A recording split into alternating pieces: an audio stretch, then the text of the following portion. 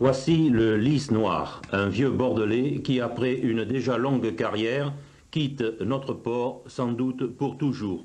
Monsieur Rédy, son nouveau propriétaire, nous conte son histoire. Ce bateau a été construit par les chantiers barrières d'Arcachon en 1913 sur la commande d'une duchesse autrichienne qui venait d'avoir une bonne fortune au casino. Sa construction a été interrompue par la guerre de 14, déclaration de guerre ayant ramené le commanditaire à son pays d'origine. Il a été repris sur chantier par une famille bordelaise bien connue dans l'import-export qui en a gardé la propriété jusqu'à mon acquisition. Entre les deux guerres, les grandes croisières de ce bateau se sont déroulées entre Arcachon, Belle-Île, l'île de Ré et la descente de la Garonne, aller-retour dans tous les sens. En 1935, il était encore considéré comme l'un des plus beaux gags de la région et à ce titre a embarqué Miss France pour Libourne et en a profité pour démoter spectaculairement au bec d'Ambès. C'est à peu près les grandes aventures qui sont arrivées à ce bateau dans les 50 premières années de son existence. Je l'ai rencontré moi-même à l'état d'épave et j'en suis tombé amoureux très vite en 64. Depuis 64, nous travaillons sur ce bateau. Nous l'avons refait entièrement, de fond en comble, vidé comme un œuf. Les aménagements, le gréement, tout a été reconstitué dans le style d'origine et dans un esprit très marin, peut-être assez nouveau pour ce bateau. Nous lui souhaitons maintenant un nouveau demi-siècle de navigation. Il s'agit d'un yawl. C'est un gréement qui n'est plus très répandu de nos jours, mais qui était très à la mode à cette époque. Un yawl wari, pourvu d'une garde-robe en coton, très lourde, très difficile à manier, surtout par temps de pluie comme aujourd'hui, où ça va peser sur les bras. La construction est de teck, d'iroko, de chêne dans les œuvres vives, très costaud, très surdimensionné,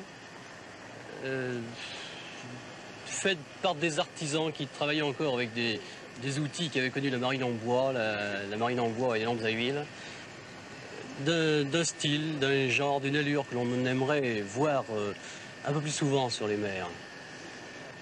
On a essayé de retrouver les mêmes bois, on a essayé de reconstituer dans le gréement des détails du style des capes de mouton, des choses comme ça. On a délibérément supprimé tout ce qui était mécanique, tous les winches, tout le nylon, tous les appareils qui sont très en vogue encore actuellement, de façon à conserver à ce bateau quelque chose d'original et d'original. Et voilà, on arrive au terme d'un effort de 4 ans, d'un effort soutenu qui nous a absorbé tous les moyens physiques et pas seulement les moyens physiques aussi. Nous y sommes parvenus grâce à beaucoup de ténacité, à beaucoup d'amitié aussi. Ce bateau a polarisé un certain réseau d'amitié et de camaraderie. Des gens l'ont connu et s'y sont très attachés. Nous arrivons maintenant au terme, nous nous estimons parés, nous partons en Méditerranée. Il s'agit d'essayer de rentabiliser ce bateau, au moins pour amortir et payer les dettes. Nous allons tenter sur la côte d'Azur et en Méditerranée française le chartering, cette nouvelle formule de vacances marines et qui nous vient des États-Unis, des Antilles naturellement, comme beaucoup de choses. Nous souhaitons que ce soit pour les Français une nouvelle raison de s'intéresser à leur mer, à leur rivage et aux ressources que leur offre notre position privilégiée d'avoir l'océan Atlantique et la Méditerranée et la Manche pour pouvoir passer nos vacances.